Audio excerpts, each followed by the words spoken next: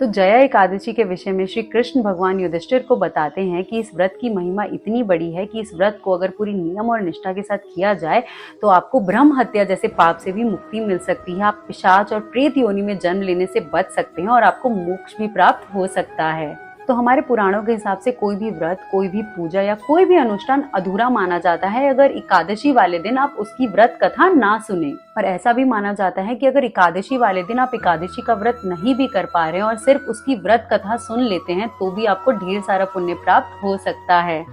तो कथा सुनने से पहले अपने मंदिर के सामने एक पाटे पे लाल कपड़ा बिछाएं, उधर कृष्ण भगवान की फोटो या मूर्ति रखें। आप विष्णु भगवान की फोटो या मूर्ति भी ले सकते हैं। उसके बाद आप भगवान की पूजा अर्चना करें, उन्हें चंदन का तिलक करें, उन्हें फल और फूल चढ़ाएं और उनके सामने एक जल का लोटा जरूर रखें।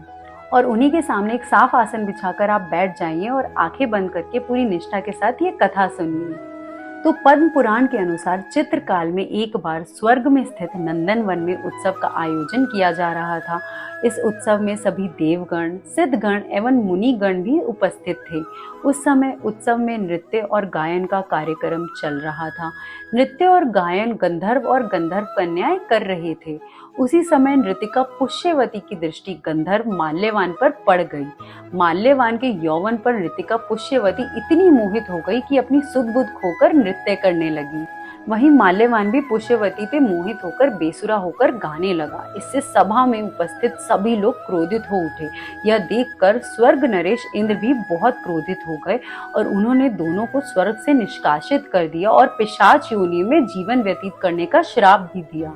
कालांतर में हिमालय आकर दोनों पिशाच योनि में कष्टकारी जीवन व्यतीत करने लगे।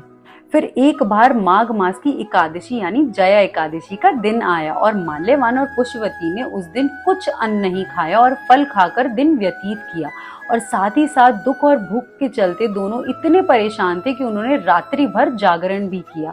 इस दौरान दोनों ने श्री हरि का स्मरण और सुमिरन भी किया। दोनों की भक्ति से प्रसन्न होकर भगवान नारायण ने पुष्यवती और माल्यवान को प्रेत योनि से मुक्त कर दिया। भगवान विष्णु की असीम कृपा से दोनों को सुंदर शरीर प्राप्त हुआ और दोनों दोबारा स्वर्ग लोक लौट गए। जब वहां पहुंचकर इंद्रदेव को प्रणाम किया तो वे चौंक गए। इसके बाद उन्होंने पिशाच योनि से मुक्ति का उपाय पूछा। इसके बाद माल्यवान ने बताया कि एकादशी व्रत के प्रभाव और भगवान विष्णु की कृपा से दोनों को पिशाच योनि से मुक्ति मिली है। तो इसी प्रकार जो भी व्यक्ति जया एकादशी का व्रत रखता है, उसे पूरी निष्ठा और नियम के साथ पालन करता है, उसे मोक्ष की प्राप्ति होती है और वो पिशाच योनि में भी जन्म लेने से बच जाता है। तो अब आप अपनी आंखें खोल सकते हैं।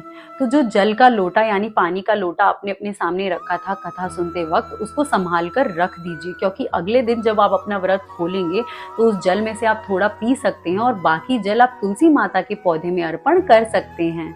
और अगर आपको ये कथा पसंद आई हो तो मेरे चैनल को सब्सक्राइब करना मत भूलिएगा, क्योंकि ऐसी ही कथाओं के साथ मैं आती रहूंगी और आपका विश्वास और भी दृढ़ बनाती रहूंगी। तो इसी बात पे बोलिए हरे कृष्णा, हर हर महादेव।